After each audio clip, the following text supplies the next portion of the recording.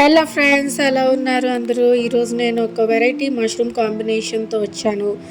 ఇది నేను ఎప్పుడు ట్రై చేయలేదు, బట్ ఇది నేను ఫస్ట్ టైం కుక్ చేశాను and it tasted very good. మునక్కాడ ఇంకా మష్రూమ్ కర్రీ, ఒక నార్మల్ మసాలా గ్రేవీ కాదనమాట.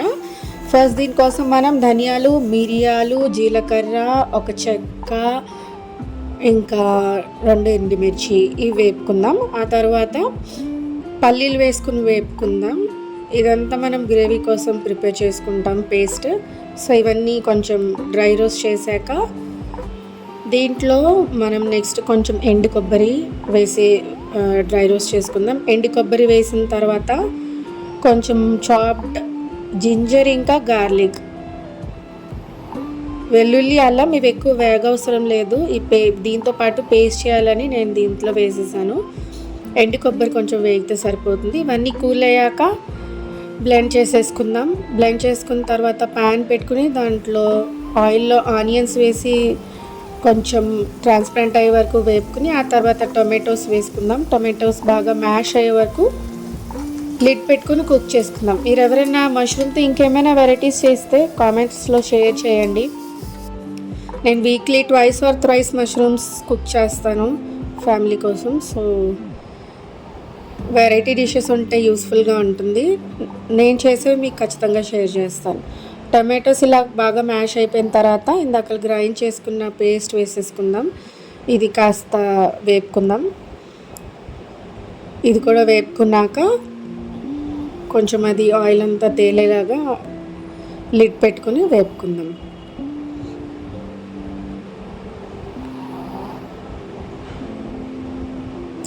బటన్ మష్రూమ్స్ యూస్ చేస్తున్నాను నేను ఈరోజు.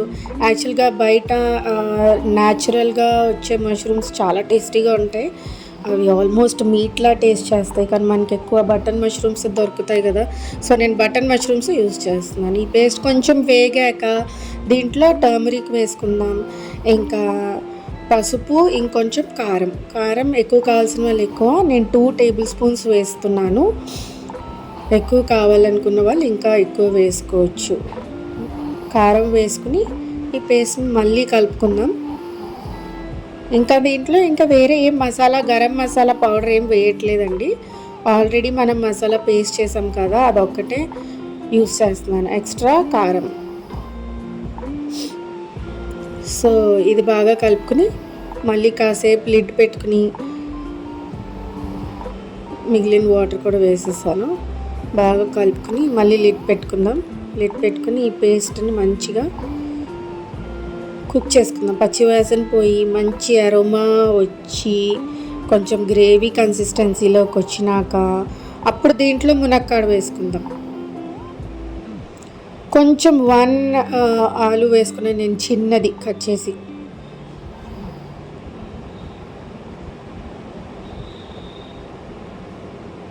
మునక్కాడ వేద్దాం. ఈ రెండింటిని కాసేపు కుక్ చేద్దాం. మష్రూమ్స్ చాలా తొందరగానే కుక్ అవుతాయి కదా. సో వీటిని నేను గ్రేవీలో కాసేపు కుక్ చేసి ఆ తర్వాత మష్రూమ్స్ యాడ్ చేస్తాను. కావాల్సినంత సాల్ట్ కూడా వేసేసుకుని లిడ్ పెట్టేసుకుందాం. సాల్ట్ వేయడం నేను వీడియోలో చూపించలేకపోయాను. సాల్ట్ కూడా వేసేసాను నేను, సో దట్ మునక్కాడకి, గ్రేవీలోకి, ఇంకా ఆలులోకి వెళ్తుందని. నెక్స్ట్ ఇప్పుడు చాప్ చేసుకున్న మష్రూమ్స్ వేసుకుంటున్నాను. ఇవి ఒక 100 grams వేసుకుని బాగా మష్రూమ్స్కి, మునక్కాడకి అన్నిటికీ గ్రేవీ బాగా కోట్ అయ్యేటట్టు మిక్స్ చేసుకుని అవసరమైతే ఎక్స్ట్రా హాట్ వాటర్ యాడ్ చేసుకుందాం. కొంచెం హాట్ వాటర్ యాడ్ చేసుకుని కొంచెం గ్రేవీ వచ్చేలాగా హాట్ వాటర్ యాడ్ చేసుకుని అవసరమైతే అప్పుడు లిడ్ పెట్టుకుందాం. లిడ్ పెట్టుకుని సాల్ట్ టేస్ట్ చేసుకోండి. స్టేజ్లో టేస్ట్ చేసుకుని మష్రూమ్స్ కూడా ఇంకా అవసరం పడుతుంది అంటే ఇంకొంచెం యాడ్ చేసుకుని లిడ్ పెట్టుకోండి. కాసేపు పోయాక తీస్తే కన్సిస్టెన్సీ ఇలా ఉంటే సరిపోతుంది. కొరియాండర్ యాడ్ చేసుకుందాం.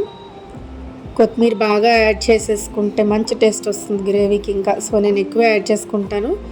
సో దీన్ని కూడా కాసేపు లిడ్ పెట్టుకుని ఒక కొరియాండర్ ఫ్లేవర్ కూడా వెళ్ళేటట్టు లిడ్ పెట్టుకుని కుక్ చేసుకుందాం. కొంచెం కన్సిస్టెన్సీ దగ్గర అవుతుంది. గ్రేవీ దగ్గర అయిన తర్వాత ఇలా ఉంటుంది. సర్వ్ చేసుకోవడానికి సరిపోతుంది. బగారా రైస్ కానీ వైట్ రైస్తో కానీ సూపర్గా ఉంటుంది. సో దిస్ ఈజ్ మష్రూమ్ మునక్కాడ కర్రీ. టేస్ట్ చేసి చెప్పండి, ఖచ్చితంగా ట్రై చేయండి, చాలా బాగుంది. ట్రై చేసి ఎలా ఉందో నాకు కామెంట్స్లో చెప్పండి. ఇంకా మష్రూమ్తో ఏమైనా వెరైటీస్ ఉంటే కూడా నాకు షేర్ చేయండి, నేను కుక్ చేస్తాను.